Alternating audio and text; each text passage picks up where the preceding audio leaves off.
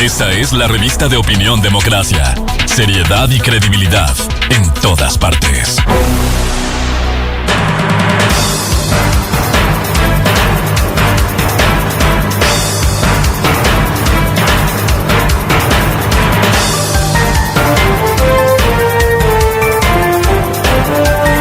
Siete 23 minutos en el territorio continental ecuatoriano, buscando la verdad y abogando por la unidad nacional en pro de la paz y la seguridad en el Ecuador.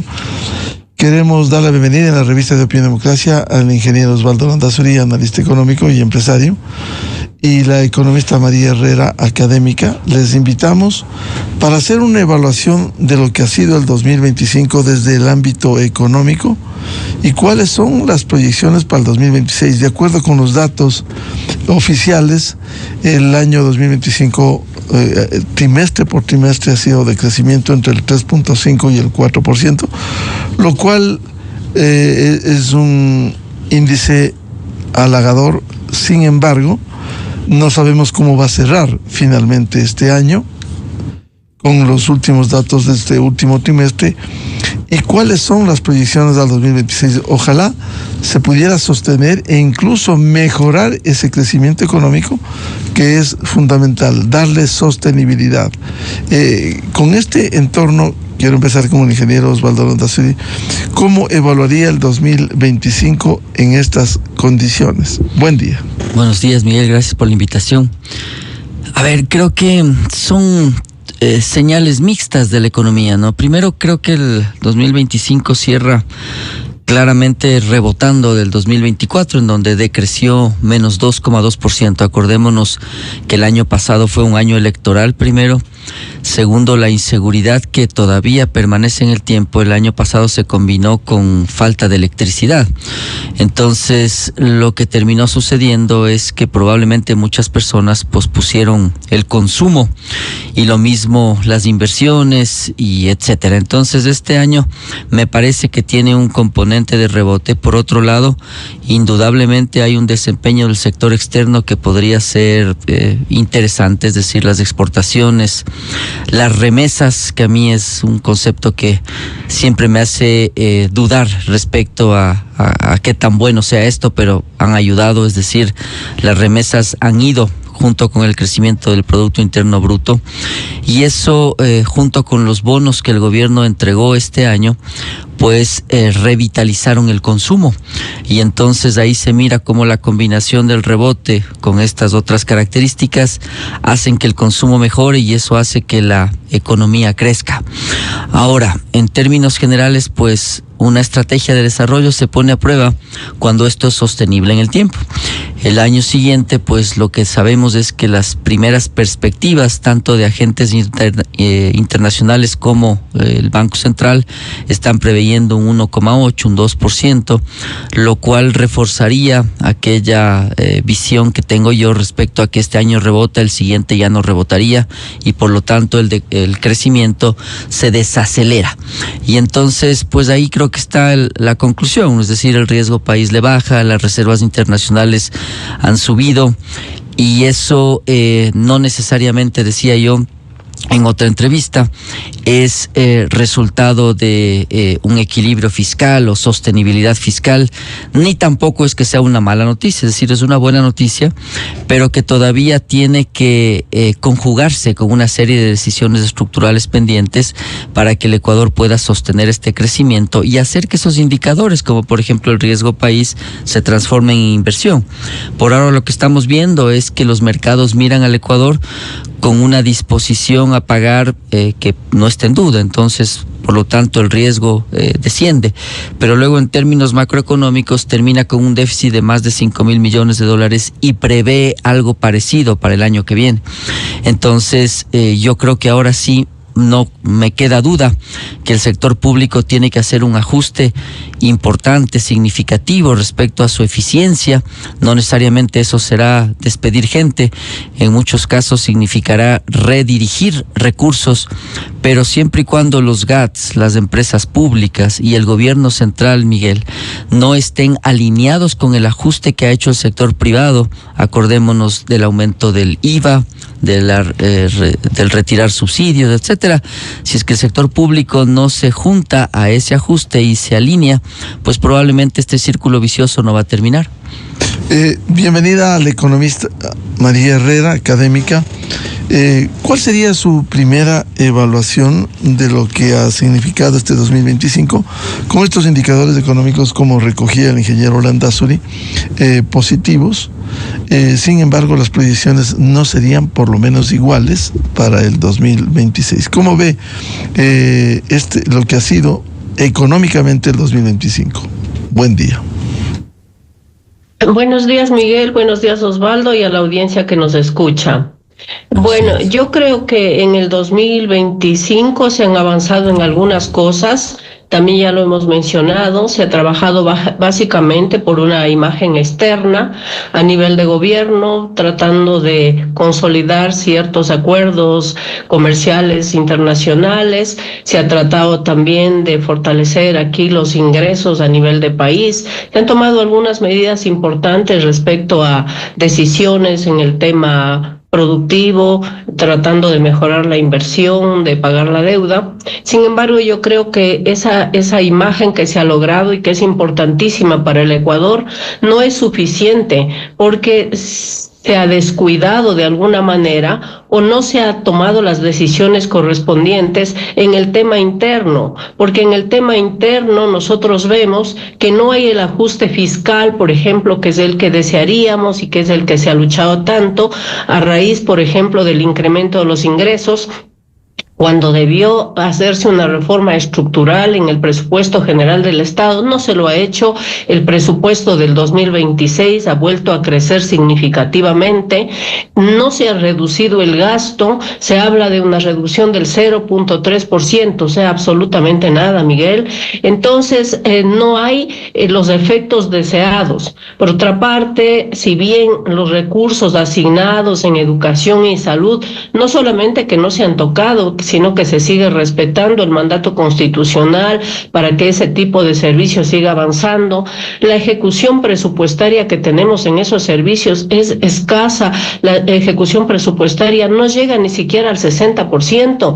Entonces, estamos hablando de que esos servicios, que son los que llegan directamente a la sociedad, siguen siendo críticos. Eso, tanto en salud como lo hemos visto, tanto en educación como lo hemos visto, deteriora el proceso de gobernabilidad, haciendo lo que nosotros miramos en el paro último, ¿no? Haciendo que la gente se sienta descontenta, que la gente se sienta disconforme, apoyada obviamente por ciertos grupos políticos que tienen que lucrar por esa manera. Entonces, yo sí creo, Miguel, que si en este año se ha avanzado significativamente en esta consolidación básicamente internacional, que, insisto, nos da a nosotros una muy buena imagen hacia afuera. Ya se ha dicho, por ejemplo, con el tema del riesgo país, hoy deben concretarse en frutos, en acciones, eso, porque hoy estamos con un riesgo país menos de 500 puntos y eso es excelente. No lo hemos logrado desde el año 2018, se dice, pero y creo que aún más. Sin embargo, eso no estamos viendo, porque aún la inversión no llega, porque aún los recursos nacionales de fuera no logran consolidarse aquí en acciones productivas, en que se vea una disminución del empleo, en que se vea un incremento en la actividad productiva. Entonces, creo que este año es un reto muy difícil, el año que viene, el 2026, para el presidente de la República, para el gobierno como tal, a fin de que se consoliden, a fin de que se vuelvan en acciones todo esto que internacionalmente se ha logrado y se vea una realidad donde la gente pueda sentir que efectivamente el Ecuador está caminando. Y eso también vamos a ver en cifras cuando evaluemos el crecimiento de la producción, porque ya se anticipa que para el 2026 el crecimiento sería, según el Fondo Monetario Internacional, sería escasamente del 1.8%, del 1.8%. Y ese nivel de crecimiento, esa tasa, Miguel y amigos, esa tasa no nos dice nada, nos dice capaz que hasta un retroceso, porque en promedio el Ecuador ha venido teniendo por ya muchos años una tasa no más allá del 2% en promedio, y tasas de crecimiento de ese nivel, lo que nos están diciendo es que es un país que no arranca, que es un país que está estancado, que es un país que tiene problemas, que es un país que le falta todavía reestructurar sus cuentas fiscales, su política pública a nivel económico, para que podamos nosotros despegar y realmente decir sí, el Ecuador está avanzando. Sobre estos datos ocurridos el 2025, ingeniero Osvaldo Landazuri, estas perspectivas pasan primero por darle sostenibilidad a la economía. ¿Cómo hacerlo este próximo año? Ese concepto de sostenibilidad fiscal yo creo que se abandona desde la época de Correa, y hasta la fecha no hemos podido lograr aquello. Pues es un conjunto de cosas para mí las que le dan sostenibilidad, hablando de la fiscal, ¿no? Porque en términos generales, pues lo interesante sería que el Ecuador tenga una política de desarrollo clara y que avancemos todos en una misma línea. Pues yo creo que parte de estos asuntos se han resuelto, se han tomado al apuro, pero no dentro de una visión país. Por ejemplo, el tema de los subsidios era un asunto que atentaba contra la sostenibilidad fiscal, pero sucede que eliminamos los subsidios a los combustibles y ahora la seguridad social se lleva el grueso de esos subsidios. Entonces, realmente es un conjunto, insisto, de temas estructurales que se relacionan con leyes laborales, que se relacionan con la seguridad social, pero sobre todo creo yo que se relaciona, retomando la idea de la intervención anterior, con un Estado eficiente, es decir, con un Estado que muestre sus cuentas, rinda esas cuentas, es decir, de cara por lo que ha gastado, por lo que ha recibido, etcétera, y que esté alineado con una visión de desarrollo que haga sentido para el país. Entonces, creo que el gran debe para esa sostenibilidad sigue siendo el sector público. Entonces, acabamos de ver cómo el presidente, por ejemplo, le encarga a la vicepresidenta el tema de salud. Las primeras declaraciones que he visto yo es que ella dice, pues hay mucha corrupción y faltan recursos. Entonces... ella sostuvo que hay mafias. Que hay mafias. Y, qué difícil. Y recordará, Miguel, que yo había mencionado en algunas entrevistas, me parece que en este medio también, yo decía... aquel mandato constitucional de meter más y más plata a salud y educación, y digo meterlo o asignarle más plata, si es que no hay eficiencia, lo que hace es hacer que la corrupción y la ineficiencia sea más grande. Es decir, si yo le meto más recursos a algo que es ineficiente en el sector privado, eso es bien claro, es evidente. Si un proceso no es eficiente y yo le meto más recursos, por ejemplo, contrato más gente, hago horas extras o lo que necesite, etcétera, pues probablemente lo que termina pasando es que se vuelve más ineficiente. Lo mismo o algo parecido pasa con el sector público. Entonces no es un asunto de asignar más y más recursos cada año, es un asunto de entender hacia dónde queremos llevar nosotros la seguridad social, la educación, la salud, evaluarlas, entender que los maestros tienen que rendir cuentas una vez que se acuerda usted de esa ley intercultural que subió de salarios a los maestros, que fue otro asunto muy relevante para el gasto corriente y el presupuesto fiscal. Entonces, creo que ahí se resume, para mí ya hay poco espacio de ajuste en la sociedad civil y en el sector privado. Ahora el Ecuador tiene que ver qué es lo que pasa con su sector público. Respecto a lo que ha sido el Ecuador en los últimos años, María lo mencionaba, pues ha habido un gran enfoque en acuerdos comerciales. No veo una política de Estado clara respecto a cómo mira el país su entorno geopolítico, por ejemplo. Me parece que los viajes del presidente no han rendido los resultados que uno esperaría, ni tampoco les veo alineados con una política. Es decir, acordémonos que ahora el mundo probablemente se va a enfrentar con una situación multipolar.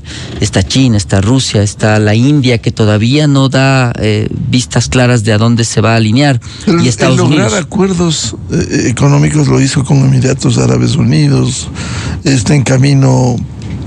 Lo de Canadá se cristalizó con Corea del Sur.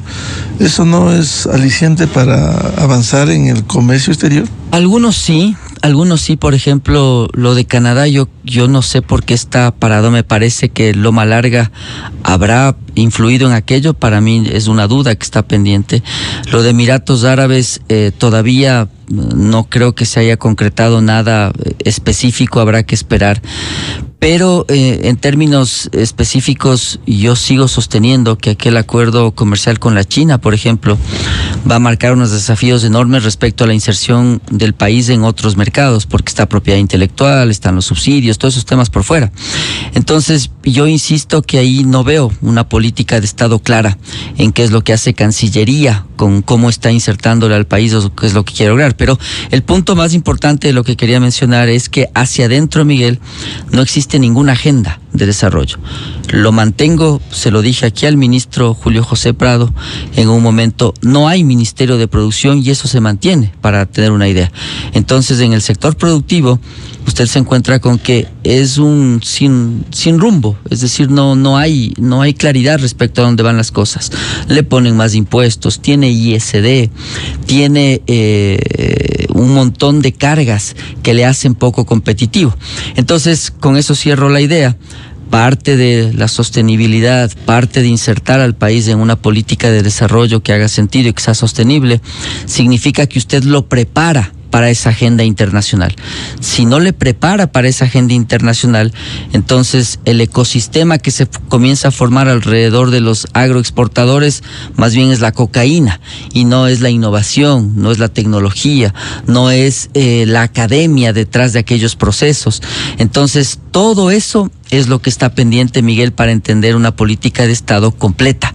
Y probablemente ahí, insisto yo, los perfiles de los ministros que han acompañado a los últimos dos presidentes, para mí, son una parte fundamental de entender cómo usted tiene una estrategia abierta, completa y con todas las aristas cubiertas. Economista María Herrera, ¿cómo darle sostenibilidad a la economía, que es fundamental, partiendo de los hechos ocurridos este 2025 en las perspectivas del 2026?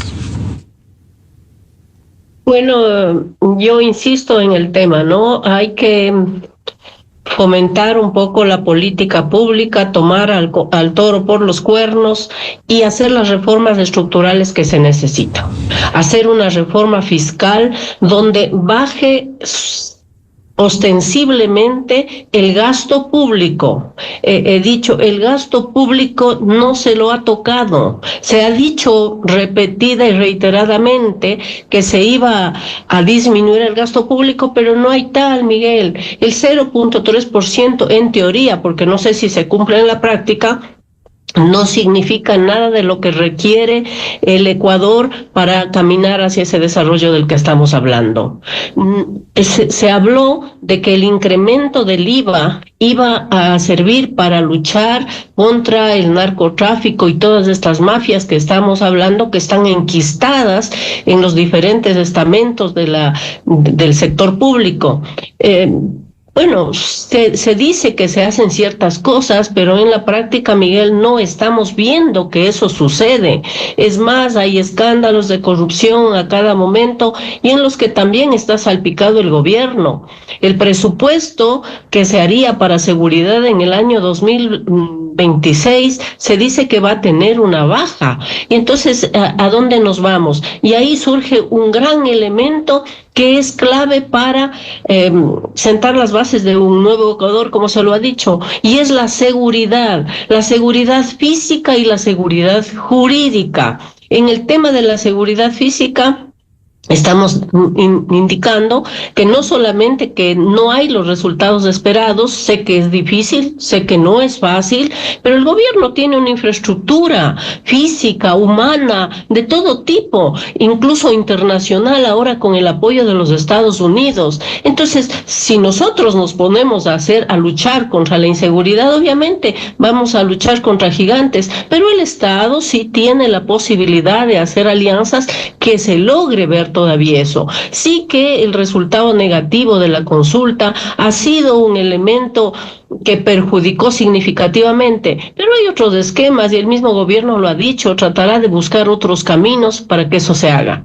Y el otro gran tema es la inseguridad jurídica, Miguel, esa tramitología que no acaba de parar en el Ecuador. Cuando uno quiere hacer un trámite, cuando un inversionista quiere traer su dinero al Ecuador, cuando un inversionista quiere formar su emprendimiento, lo único que encuentra es paredes, obstáculos y más obstáculos. Entonces, ahí hay que meter la mano. El gobierno tiene que tratar de bajar el gasto público, de conseguir seguridad, de que esa imagen internacional se traduzca en cosas, de proponer nuevamente una reforma laboral que no se la hace, que ni siquiera está contemplada en esos mínimos puntos básicos de los que ha hablado el gobierno.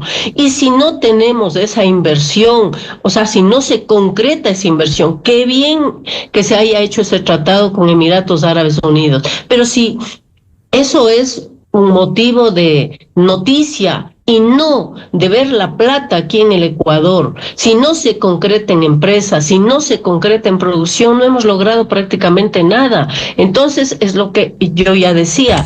Entonces, ¿qué es lo que estamos mirando? Estamos mirando un país de imagen, un país que dice que está haciendo reformas, pero que realmente no se concretan y no podemos ver. Coincido plenamente con Osvaldo en el tema y yo también se lo he reiterado. No es cuestión de más recursos, es cuestión de eficiencia de los recursos.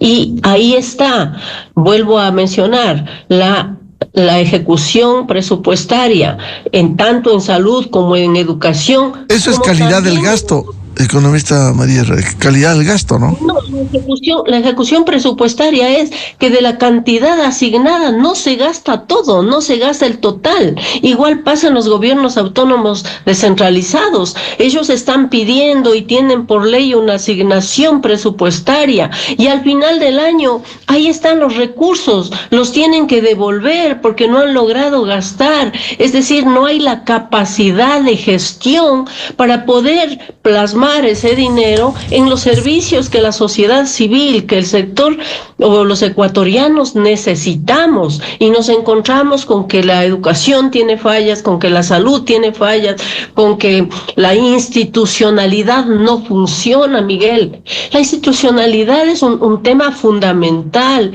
Estoy recordando que en el 2024 los premios Nobel de Economía pusieron a la institucionalidad sobre la mesa, insistiendo que no necesariamente es el gobierno de turno el encargado o el que tiene la responsabilidad 100% de hacer caminar un país, sino que es el fortalecimiento de la institucionalidad, la inclusión que hagan o que se haga del ciudadano, el empoderamiento que se le dé al ciudadano en las diferentes instituciones y no la exclusión, como ha sido un poco característica o es característica no solamente del Ecuador, sino de nuestros países, donde tenemos una institucionalidad débil, donde se maneja esa institucionalidad políticamente, y ahora más que nunca estamos viendo aquí en el Ecuador,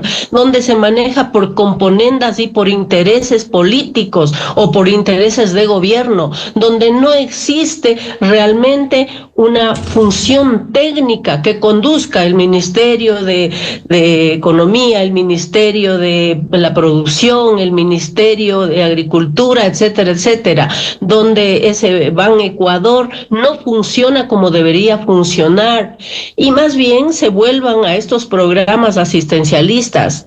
Voy a recordar lo que ya mencionaba cuando lo del paro último, donde obviamente la causa fueron la eliminación de los subsidios y donde esos subsidios, sí, todos hemos reclamado que la economía tiene que transparentarse, pero tampoco tiene que hacerse de eso un saco roto o una bolsa donde se comiencen a dar nuevos subsidios entre comillas, focalizando a los más pobres, pero como el bono raíz, por ejemplo, que se dio de $1,000 a las personas o a los sectores, a los miembros de ciertos sectores rurales. Con $1,000 no se hace nada, Miguel. Hay que educar, hay que formar agrupaciones donde se pueda cultivar esos 1,000, 2,000, 5,000 o el crédito, porque no está en cuestión de regalar el dinero, está en cuestión de educar, formar y consolidar de alguna manera grupos productivos que lo que permitan es hacer un crecimiento real de la producción, que aumente el PIB y que eso se vea traducido también en capacidad de demanda de los consumidores para mejorar la calidad de vida de los mismos. Entonces, esos elementos no se están tomando en cuenta y seguimos en el mismo problema de siempre. Faltan ingresos, ¿no? Pero los gastos no se controlan. Ya no hay de dónde sacar ingresos. Ya se aumentó el IVA, se están quitando los subsidios. Sí, hay el tema de la seguridad social es otro tema totalmente amplio, pero precisamente cuando uno dice, bueno, aceptamos que nos suban el IVA, sí, aceptamos que se eliminen los subsidios, pero ¿dónde están los frutos? ¿Qué es lo que se ha hecho? ¿Qué es lo que se va a hacer? A ver, esos miles de millones de los subsidios que se retiraron ¿dónde están en el presupuesto del año 2026? ¿Qué es lo que con eso se va a hacer? ¿Por qué el presidente no explica? Esto se va a seguridad, esto se va a salud. Con esto pretendemos que los hospitales en el 2026 atiendan eficientemente, con responsabilidad, a todos los ciudadanos que necesitan una salud pública adecuada. Y no se lo hace, Miguel. Entonces, sí, ahí está, siguen intactas las demandas ciudadanas. Hay elementos que distorsionan eso, también es verdad, pero sobre todo hay que aclarar eso. Ingeniero Osvaldo Landazuri, a ver, María Herrera sostenía al menos dos de los tantos planteamientos que ha formulado. ¿Cómo mejorar la seguridad jurídica? Que esto genera confianza. Y cómo darle mayor fuerza a la institucionalidad, que como decía María, hay una institucionalidad débil. ¿Cuáles debieran ser las prioridades para afrontar los desafíos económicos? Efectivamente, los premios Nobel fueron bien claros, como lo mencionaba María. Ellos lo que hicieron fue relacionar el nivel de desarrollo con el nivel de institucionalidad, y la conclusión fue que de varios estudios realizados, los países que han logrado un nivel de desarrollo importante, entre otras características comunes, había una bien relevante, y esa es instituciones fuertes e independientes. Ese fue el estudio que les dio el premio Nobel. Entonces, muy probablemente, pues, aquello verifique que el Ecuador tiene una serie de problemas estructurales, indudablemente, pero que al mismo tiempo se combinan con falta de instituciones que puedan servir de pesos y contrapesos. Esas instituciones de pesos y contrapesos deberían existir en el lado judicial, en el lado económico, en el lado social, pero no existe en ningún lado. Entonces, lo primero es entender que lamentablemente el hecho de que el Ecuador haya tenido una época especialmente difícil con Correa haya dejado un régimen absolutamente presidencialista. Entonces, lo que yo veo es que cuando llegan al poder los diferentes actores, Lasso, Noboa, etcétera, ellos se acomodan inmediatamente a esa situación que es bien presidencialista y en donde no hay instituciones fuertes y todas son controladas desde el sector ejecutivo. Entonces, la ruptura de aquello parte, sí, en buena medida por entender algunos temas de la Constitución que son determinantes, porque ya no pudimos cambiar la Constitución. Y entre paréntesis, yo no estaba de acuerdo en cambiarla así, es decir, sin ningún proyecto constituyente. Cuando usted lanzaba una idea de algo nuevo, pues era indudable que tenía que presentar cuáles son las aristas que quiere usted reformar la Constitución, pero de manera profunda, no aquellos temas solamente de que es garantista, etcétera, sino a dónde le quiero llevar al país. Pero indudablemente aquella Constitución sí plantea unos desafíos enormes con la institucionalidad, porque es un asunto bien delicado en donde se conjugan que, por ejemplo, el Ejecutivo tiene capacidad de influir en lo judicial, y si es que la Corte Constitucional no es útil para lo que yo estoy buscando, pues comienzo a presionar para que eso cambie. Entonces, indudablemente ese es un tema que no puede pasarse de lado en una estrategia de desarrollo, pero parte por entender que si es que no reformamos algunos asuntos bien estructurales y de fondos en la propia Constitución y en las propias leyes, muy probablemente lo que va a pasar, y yo he visto, es que los políticos llegan, insisto, y se acomodan. Entonces, lo otro que uno ve, por ejemplo, ¿por qué no auditan las empresas públicas? Es decir, resultaría obvio pensar en que lo primero es ver dónde está Petroecuador, dónde está CNEL, dónde está CELE, cuáles son sus balances. No tenemos nada de aquello. Entonces, ahí podemos ver que la política y sus tentáculos han hecho que, lamentablemente, lo económico y lo técnico termine siendo presa de las decisiones políticas, y entonces te ofrezco hospitales para los votos en la asamblea, te ofrezco un puesto en empresa pública para tal otra ley que tiene que pasar, etcétera. Entonces, eso, ¿cómo cambiarlo? No me parece que es un asunto simple, pero es un tema en el que probablemente el país tenga que retomar conversaciones que son incómodas, muchas de ellas, conversaciones amplias desde la sociedad civil, desde la academia, para plantear cambios estructurales y profundos a un montón de instituciones, la Contraloría, el Consejo de la Judicatura, etcétera.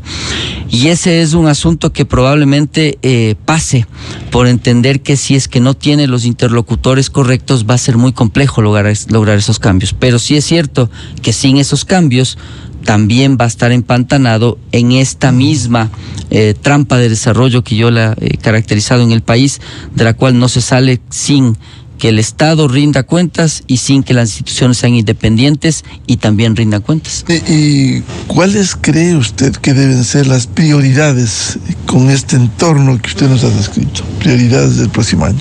A ver, las prioridades para mí del próximo año son dos bien claras, Miguel. La primera, la reunión esa en la que se sientan gobiernos, sindicatos, que yo les he llamado las dos élites, se sientan a ver cuánto suben el salario al 30% de la población económicamente activa, tiene que cambiar. Debería ser una reunión para entender cómo usted crea empleo, y esa es la primera prioridad. Una reforma laboral. Una reforma laboral. Pero además de eso, hay que revitalizar la inversión. O sea, son dos aristas para crear empleo, según la teoría económica. La una es las leyes, en el extremo está Estados Unidos, completamente libre, contrato, despido. Ese no es el caso ecuatoriano, pero es un ejemplo para entender que cuando las leyes son muy rígidas, no creo empleo. Pero el otro es la inversión, pues. Es decir, si es que uno no tiene inversión, por más que las leyes sean absolutamente flexibles, no va a haber tampoco empleo. Es la primera prioridad, es decir, hay temas laborales ahí que deben incluirse, y el gobierno tiene que mostrarle al país cuál es su plan de inversión con los recursos que está recaudando adicionales a los que tenía en el pasado. La segunda prioridad es la seguridad. Y yo me refiero a la seguridad física, porque la seguridad jurídica me parece que es un tema de más largo plazo. Pero lo cierto es que hoy al sector privado nos están vacunando, nos están asaltando, nos están extorsionando, nos toca gastar en convoys para transportar la mercadería. ¿Cómo es competitivo así, Miguel? Es decir, ¿cómo compite con otros países si es que además de eso le suma que tiene impuesto a salida de divisas, que tiene un montón de trámites y tramitología en diferentes instituciones, que es una verdadera locura? Entonces, yo me enfocaré en esos dos temas primero, es decir, seguridad física y empleo.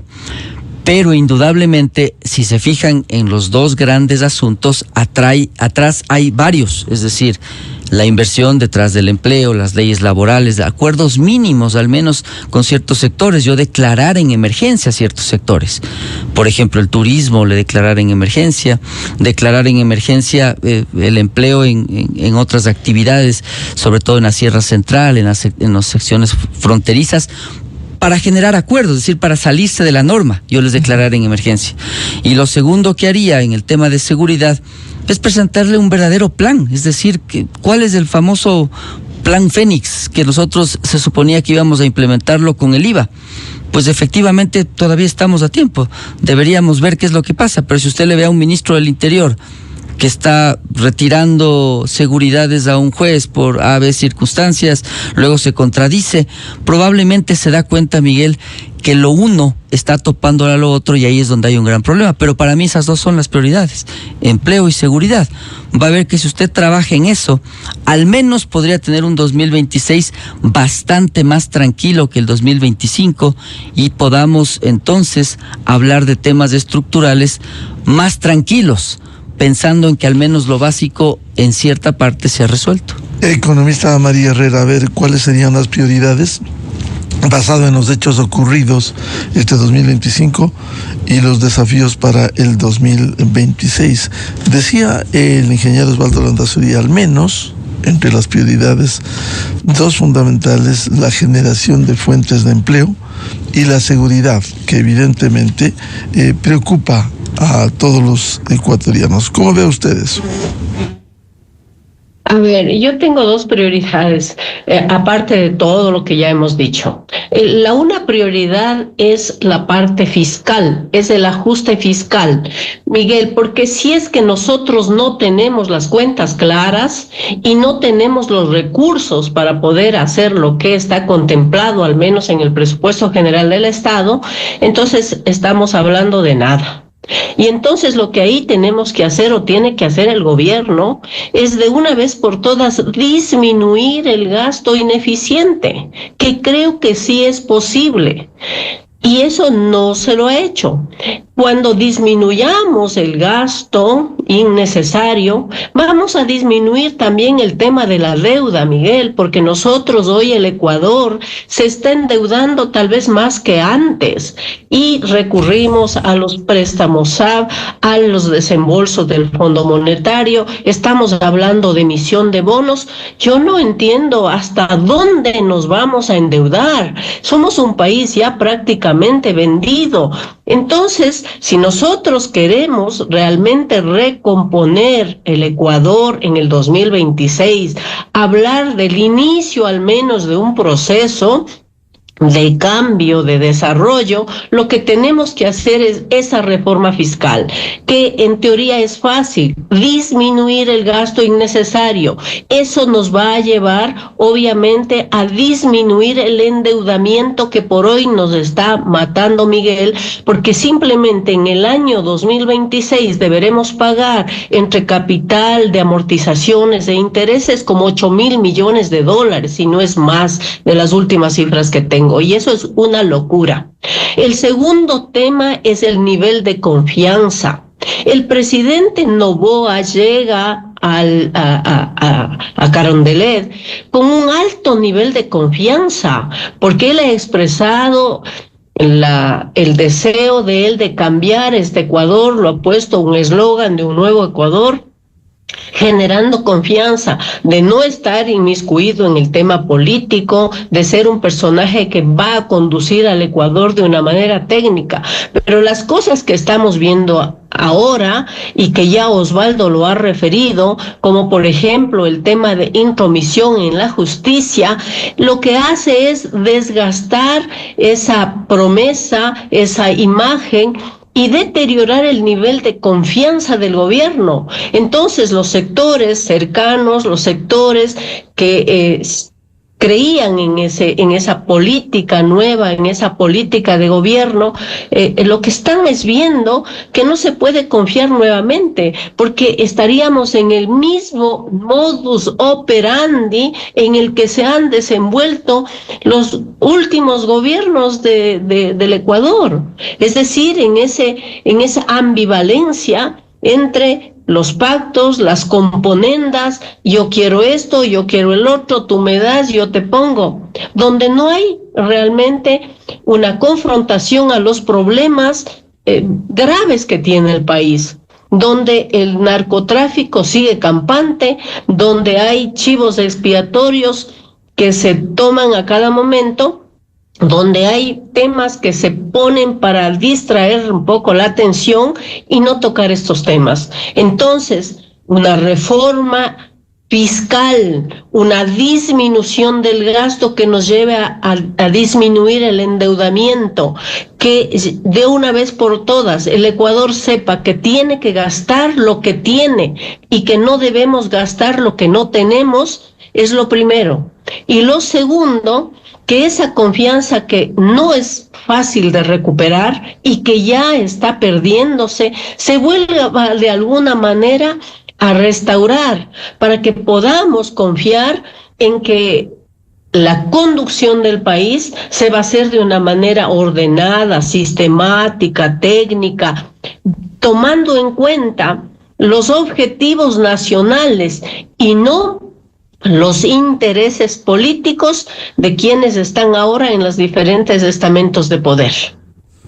Bien, muchas gracias por este análisis económico de lo que ha sido el 2025 y las perspectivas para el 2026. Ojalá vengan días mejores, que se mantenga un crecimiento sostenido y que esto redunde en beneficio de los ecuatorianos, con algo que ustedes han insistido. El país necesita calidad del gasto y no dispendio de los recursos en el país, y no excederse en los gastos también, porque como en una familia uno debiera gastar entre el ingreso y el egreso, no excederse en el egreso si no hay mejores ingresos. Bien, muchas gracias al ingeniero Osvaldo Landázuri. Un gusto, Miguel, María. Y al economista María Herrera. Un venturoso 2026. Igualmente. Gracias, igual para ustedes. Muchas gracias. 8:04 en el territorio continental ecuatoriano. Vamos a una pausa y ya volvemos. Diálogo previsto con el catedrático y politólogo Gabriel Hidalgo. Una evaluación del año político en el 2025. Desde 1984 con Gonzalo Rosero. La revista de opinión Democracia. Siempre líderes, siempre confiables. Enseguida regresa.